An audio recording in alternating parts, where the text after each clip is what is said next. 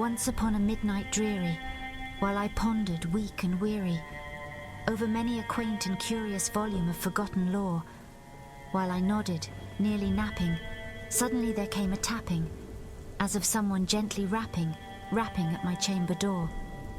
"'Tis some visitor," I muttered, tapping at my chamber door. "Only this and nothing more." Ah, distinctly, I remember it was in the bleak December, and each separate dying ember wrought its ghost upon the floor. Eagerly I wished the morrow. Vainly I had sought to borrow from my books surcease of sorrow. Sorrow for the lost Lenore, for the rare and radiant maiden whom the angels name Lenore, nameless here forevermore. And the silken, sad, uncertain rustling of each purple curtain thrilled me, filled me with fantastic terrors never felt before, so that now, to still the beating of my heart, I stood repeating, "'Tis some visitor entreating entrance at my chamber door, some late visitor entreating entrance at my chamber door. This it is and nothing more." Presently my soul grew stronger, hesitating then no longer. "Sir," said I, "or madam, truly your forgiveness I implore, but the fact is I was napping, and so gently you came rapping, and so faintly you came tapping at my chamber door, that I scarce was sure I heard you. Here I opened wide the door. Darkness there, and nothing more. Deep into that darkness peering, long I stood there wondering, fearing, doubting, dreaming dreams no mortal ever dared to dream before. But the silence was unbroken, and the stillness gave no token, and the only word there spoken was the whispered word, 'Lenore?' This I whispered, and an echo murmured back the word, 'Lenore.' Merely this, and nothing more. Back into the chamber turning, all my soul within me burning, soon again I heard a tapping somewhat louder than before.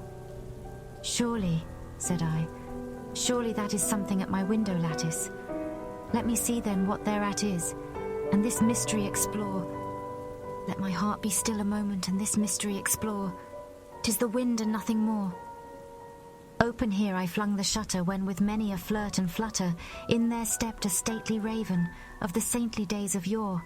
Not the least obeisance made he, not a minute stopped or stayed he, but with mien of lord or lady perched above my chamber door, perched upon a bust of Pallas just above my chamber door, perched and sat, and nothing more. Then this ebony bird beguiling my sad fancy into smiling, by the grave and stern decorum of the countenance it wore.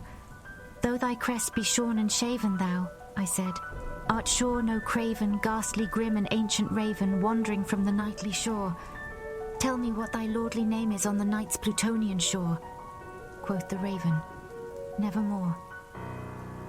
Much I marvelled this ungainly fowl to hear discourse so plainly, though its answer little meaning, little relevancy bore. For we cannot help agreeing that no living human being ever yet was blessed with seeing bird above his chamber door, bird or beast upon the sculptured bust above his chamber door, with such name as Nevermore. But the raven, sitting lonely on the placid bust, spoke only that one word, as if his soul in that one word he did outpour. Nothing farther then he uttered, not a feather then he fluttered, till I scarcely more than muttered, 'Other friends have flown before. On the morrow he will leave me, as my hopes have flown before.' Then the bird said, 'Nevermore.' Startled at the stillness broken by reply so aptly spoken, 'Doubtless,' said I, 'what it utters is its only stock and store caught from some unhappy master whom unmerciful disaster followed fast and followed faster till his songs one burden bore, till the dirges of his hope that melancholy burden bore of never, nevermore. But the raven still beguiling all my fancy into smiling.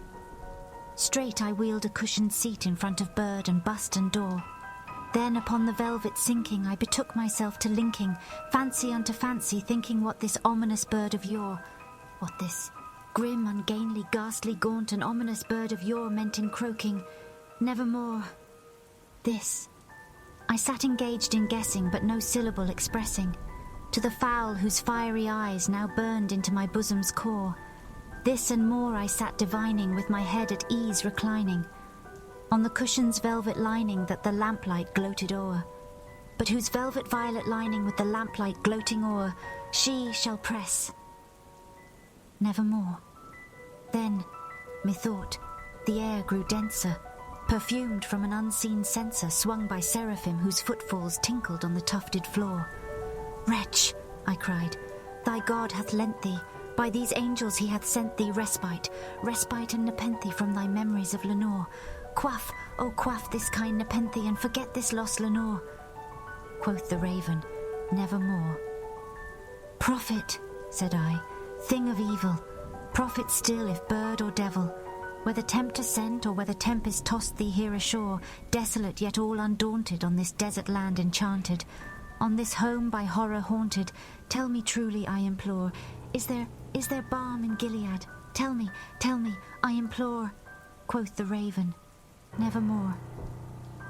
"Prophet," said I, "thing of evil, prophet still if bird or devil, by that heaven that bends above us, by that God we both adore, tell this soul with sorrow laden if, within the distant Aidenn, it shall clasp a sainted maiden whom the angels name Lenore, clasp a rare and radiant maiden whom the angels name Lenore." Quoth the raven, "Nevermore." "Be that word our sign of parting, bird or fiend," I shrieked, upstarting.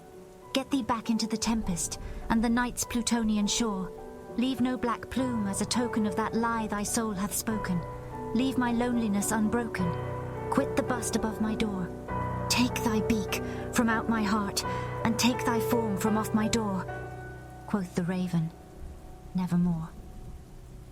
And the raven, never flitting, still is sitting on the pallid bust of Pallas, just above my chamber door, and his eyes have all the seeming of a demon's that is dreaming, and the lamplight o'er him streaming throws his shadow on the floor, and my soul, from out that shadow that lies floating on the floor, shall be lifted nevermore.